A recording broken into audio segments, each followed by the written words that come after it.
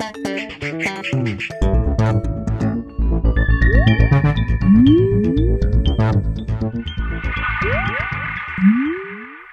everyone and welcome to the Vortex where lies and falsehoods are trapped and exposed. I'm Michael Voris. Lots and lots of cowardly clerics are most delighted at the Pope's interview because they feel, and are even saying in so many words, that they are now off the hook. They're no longer responsible to teach the Church's doctrines because y'all, that wouldn't be pastoral. For years, they've kept their mouths shut about the hot-button issues of sexual morality. Cardinal Timothy Dolan of New York even admitted that to the Wall Street Journal last year, as if anyone needed his guilty admission to know the truth of the matter. Unlike Pope John Paul and Pope Benedict, who many of them just ignored when it came to stressing the importance of defeating these evils, now they finally have a pope who they can interpret to mean, sure glad we don't have to talk about those things anymore, as if they had ever in reality lifted one blessed finger to preach against these evils ever in the first place.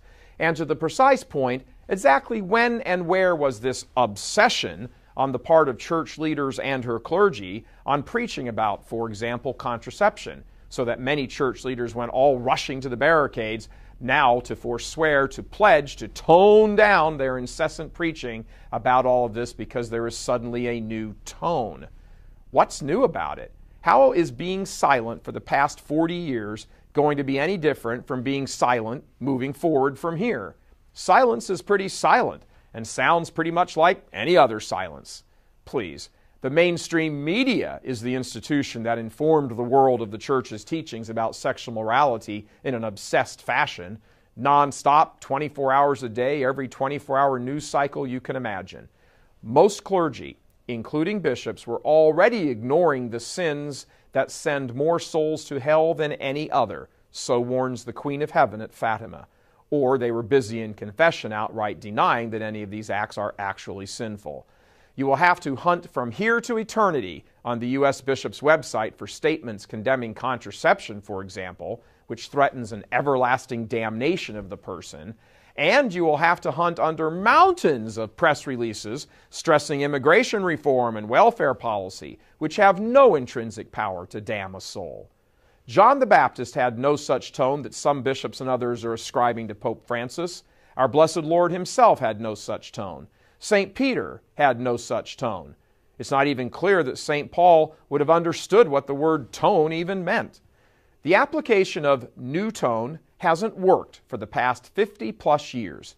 The churches are emptying out and closing, and yet some church leaders are positively giddy about now being able to stop talking about the sins that send souls to hell and start speaking with a new tone. Again, how will the new tone be anything different from the old and current tone?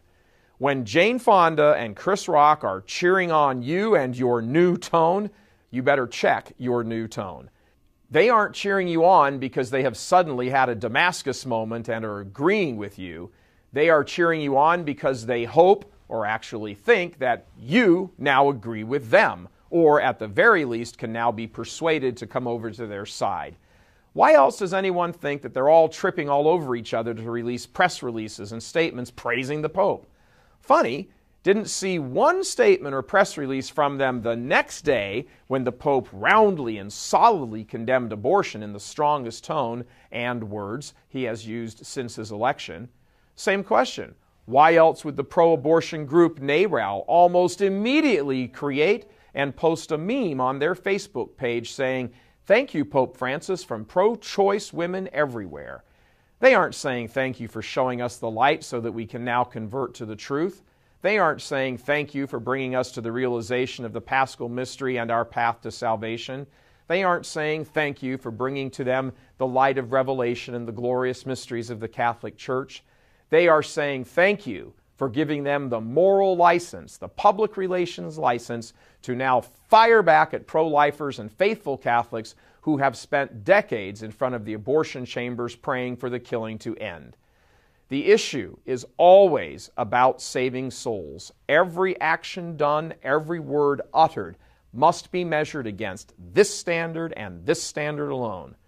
Will all of this, encourage Jane Fonda to repent and become an authentic Catholic? Will she hang up her weapons of mass contraception and renounce a lifetime strategy of global population reduction through abortion and contraception. Just what part of the good news has she suddenly embraced? So much so that she is praising the vicar of Christ on earth. Same types of questions for Chris Rock and all the other cultural elitists who have lived against and even actively fought against the truth with every fiber of their beings for most of their lives. These statements about loving the Pope and the Pope is great aren't born out of any conversion and desire to repent. They are born out of the smell of blood in the water. They are moving in for the kill, they think. But at the end of the day, the church is Christ's, not the Pope's, not the bishops or any other cowardly clerics, not even the laity.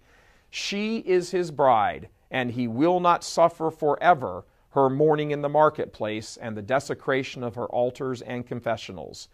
He is allowing this scourge of contradiction and humiliation, of being mocked and laughed to scorn by her enemies, to bring about salvation for some souls somewhere at some time. In the meantime, amidst all the verbal and emotional stoning going on, stand fast. While the faith is full of mystery, it is also quite simple. Loving God means more than just feeling a certain way. He himself has told us what it means. If you love me, you will keep my commandments. God love you. I'm Michael Voris.